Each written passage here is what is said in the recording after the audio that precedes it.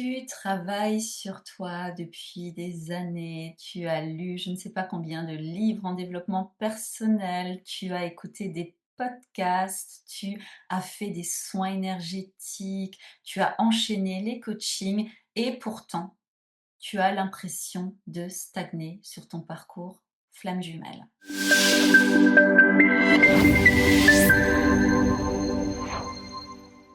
Tu es à un stade où tu peux te qualifier de femme en éveil, de femme éveillée, de femme qui a pleinement conscience de qui elle est.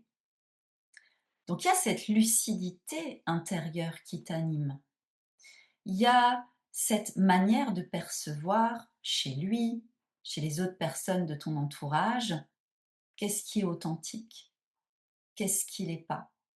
Tu peux percevoir les tentatives de contrôle, les jeux de manipulation, le fait de dire l'inverse de ce que la personne pense. Tu es au clair, tu es consciente. Et donc, la question pourrait se poser, qu'est-ce qui fait que tu es insatisfaite à l'heure actuelle? Qu'est-ce qui fait que, une fois de plus, tu te sois retrouvé dans la même situation avec lui? Qu'est-ce qui fait que tu as cette sensation de stagner, qu'il te manque quelque chose, que tu n'as pas fait le soin qu'il fallait faire, que peut-être que tu devrais te former encore à un autre outil ou peut-être que, hem, tu devrais te mettre beaucoup plus à tirer les oracles, et tu cherches, et tu cherches, et tu cherches. Il ne te manque rien. Le déclic à avoir, c'est vraiment d'intégrer qu'avoir conscience de quelque chose n'a rien à voir avec la matérialisation, avec le fait de changer ta réalité. La conscience, c'est lié à ton énergie yang, à ton masculin. C'est ce que tu vois, c'est ce que tu sais. Dans ton thème astral, c'est notamment lié à ton énergie solaire, le sens de ton identité. Ton énergie masculine, c'est pas juste voir, savoir, avoir conscience. Ton énergie masculine yang, c'est poser des actions, avec Mars notamment. Donc ta conscience ne crée rien. Avoir conscience de qui tu es, de ce que tu veux, de tes besoins, avoir conscience que tu aimerais que ça change, que ce soit différent avec lui. Avoir conscience que tu es plus bien dans ton job. Tu as conscience, ok. Mais qu'est-ce que tu fais concrètement par rapport à ça?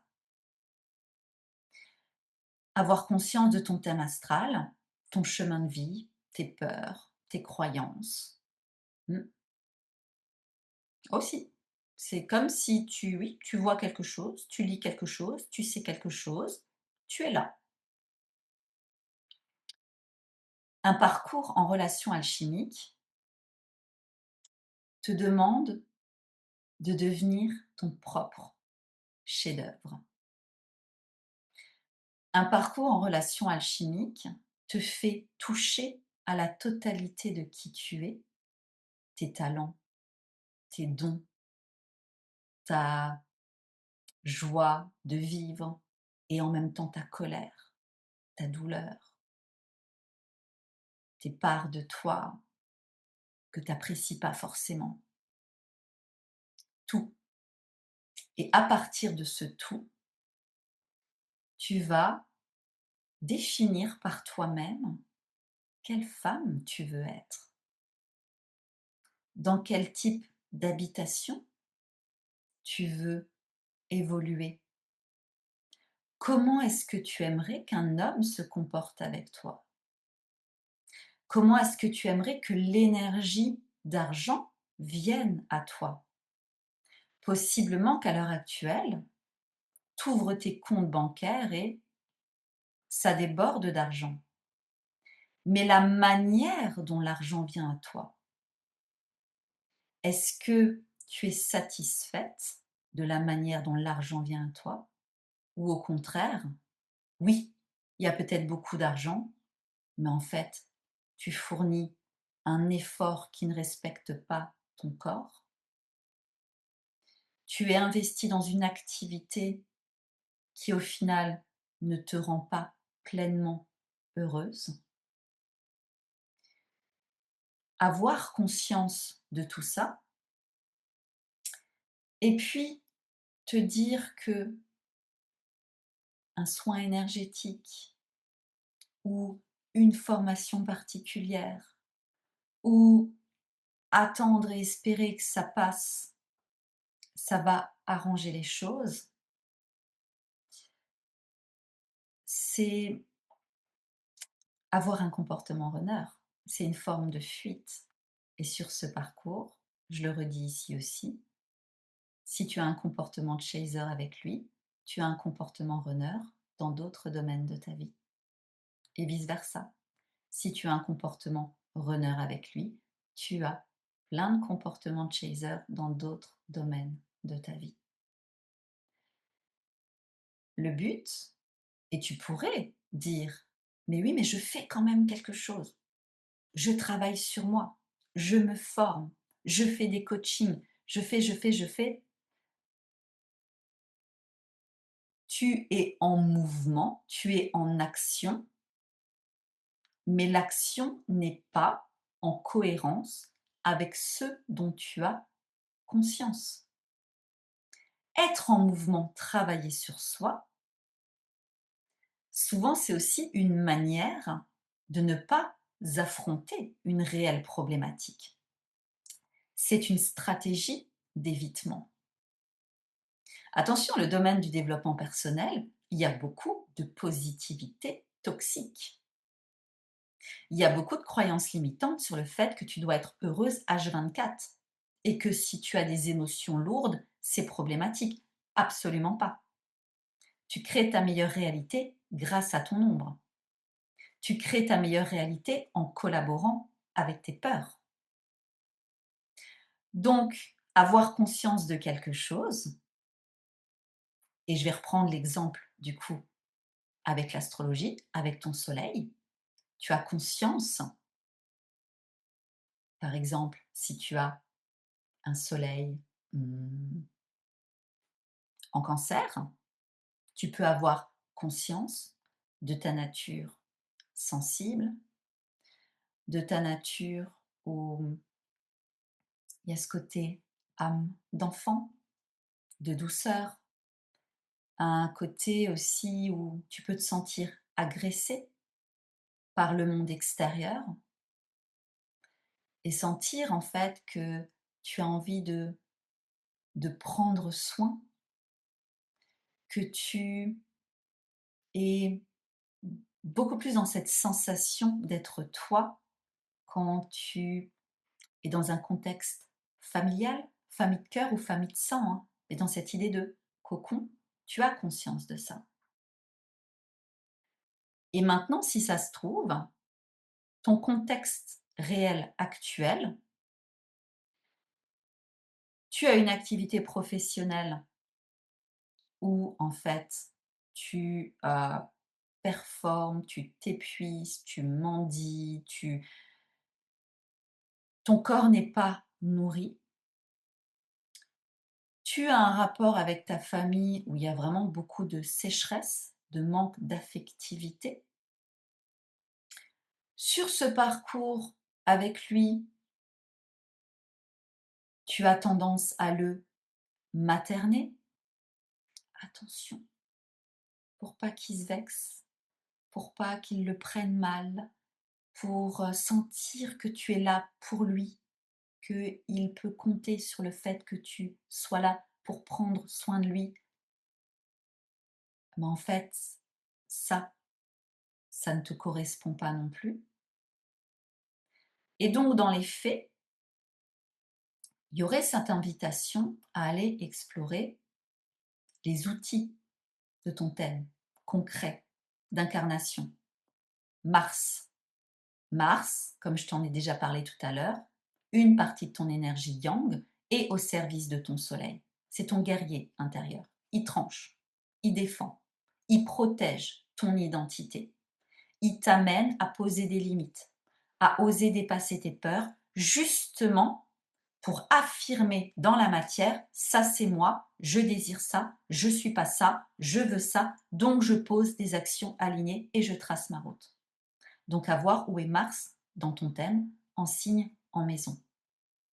Vénus, qu'est-ce qui t'attire? Qu'est-ce qui t'attire et comment tu vis ton féminin? Comment est-ce que dans la matière, au quotidien, tu t'habilles, tu bouges, tu goûtes au plaisir de la vie? Comment est-ce que tu fais pour prioriser tes désirs? Quel est le sens de ta valeur personnelle? Qu'est-ce qui fait que Vénus va mettre ton Mars en mouvement? Qu'est-ce qui va faire qu'en fait ton sens de l'identité va être beaucoup plus affirmé parce que autour de toi, tu verras de plus en plus de désirs que tu as concrétisés. Et puis Mercure, dans ta manière aussi de parler, de communiquer avec l'extérieur. Ça, ce sont des outils 3D d'incarnation dans ton thème. Par contre, après, le fait de créer en conscience, donc de pouvoir désirer quelque chose, vouloir quelque chose, d'agir de cette manière, ça va être inconfortable et ce parcours t'amène à ça, c'est que tu vas toucher à une dimension qui n'est pas liée au côté pragmatique et rationnel de l'existence. Tu vas accéder à une conscience de toi de plus en plus fine que il existe des choses en potentialité, tu as conscience de ça, mais pour faire apparaître ces potentiels, ce nouveau job, une opportunité de déménager, le fait que le lien avec lui, sa manière d'être avec toi change parce que c'est partie de toi, de ta nouvelle identité. Tout ça fait que tu vas t'ouvrir à des outils, à des marqueurs astrologiques de transformation, à des outils, des marqueurs astrologiques transpersonnels qui justement dépassent ton mental, dépassent les désirs, dépassent les actions humaines. Là, tu vas embrasser, notamment avec Saturne, les limites quelque part, les lois, l'autorité extérieure que toi, ce parcours te demande de dépasser pour devenir ta propre autorité, de dépasser ce que pense papa, maman, de dépasser euh, des injonctions sociétales. Une femme qui réussit, elle doit rentrer dans ces critères-là. Je rappelle que sur ce parcours, tu n'es pas là pour être gentil, tu es là pour devenir authentique. Donc Saturne, c'est vraiment être dans ton autorité intérieure. C'est toi qui définis qui tu es. Tu as conscience de qui tu es. Par contre, il y a cette verticalité non négociable d'élever tes standards et qui va te permettre justement de te rendre compte que Saturne, il y a un côté très rationnel, très pragmatique, mais que grâce à ton autorité intérieure, tu vas pouvoir intégrer dans ta réalité que oui, tu es sur une femme qui évolue sur un parcours en relation alchimique et qui touche de plus en plus à des facettes euh, subtiles de l'existence, qui possiblement va développer des dons de médiumnité, des perceptions extrasensorielles, des talents ton haut potentiel qui existe déjà à l'intérieur de toi. Mais sans action, sans ouverture à cette verticalité saturnienne, ça ne peut pas se matérialiser, ça ne peut pas se manifester. Ta conscience de qui tu es, mais s'il n'y a pas les actions derrière pour créer qui tu es, ça ne peut pas se matérialiser dans la matière. Donc il y a vraiment une idée de recentrage avec Saturne.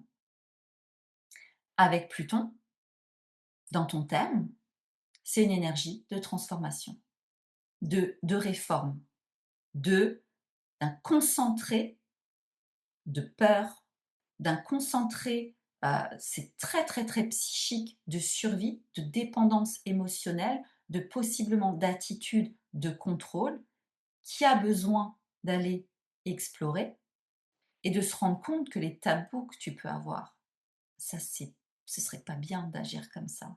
Ça se fait pas. Ça me donne honte, ça me gêne.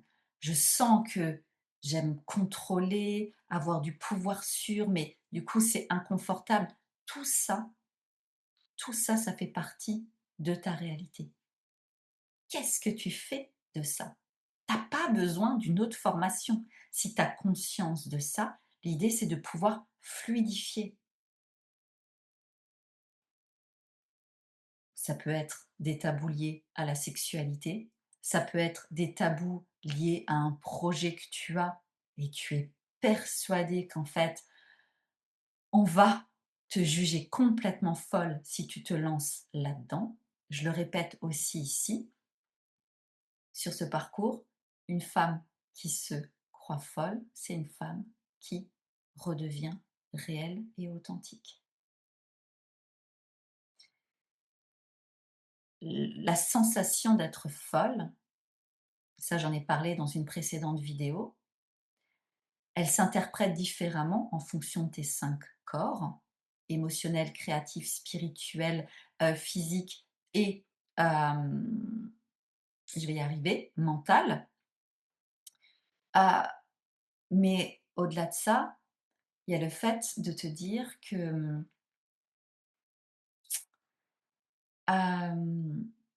attends, j'ai perdu le fil, j'y reviens. Oui, il y a le fait de te dire que tu touches à des mémoires féminines et notamment avec Lilith aussi dans ton thème, de transgression, tu ressens que tu es folle, mais parce que tu sens bien que tu touches à une limite où tu deviens de plus en plus toi. Et en même temps, cette limite que tu es en train de dépasser, il y a des mémoires en toi de femmes qui ont été violentées, séquestrées, parce qu'elles sont allées dans leur totalité. Et on les a traitées d'hystériques. Euh, L'importance, selon moi, c'est d'avoir conscience que ce parcours, il va forcément t'amener à être dans une expérimentation de dépasser les tabous du féminin, dans une sensation où tu vas laisser ton corps pleinement s'ouvrir à ce ressenti d'être folle, d'avoir conscience que tu crois être folle et de pouvoir être dans une démarche d'identifier, donc de revenir à ton thème astral. Ok, ça c'est mon identité, ça c'est moi, c'est mon soleil. Comprendre pleinement ton soleil, mais ensuite de voir comment l'incarner. Et de pouvoir être suffisamment vigilante pour sentir quand effectivement tu as besoin d'une formation, mais pas parce qu'il te manque quelque chose pour aller mieux, plutôt pour enrichir, pour soutenir ton travail, ta transformation, un coaching en plus, un accompagnement en plus, c'est quelque chose qui te nourrit? Ou est-ce que c'est vraiment une stratégie pour éviter l'inconfort, pour éviter de dépasser tes peurs? Dans tous les cas, créer des choses, c'est en posant des actions alignées au-delà de tes limitations. La conscience toute seule, c'est juste de la conscience, c'est pas de la matérialisation.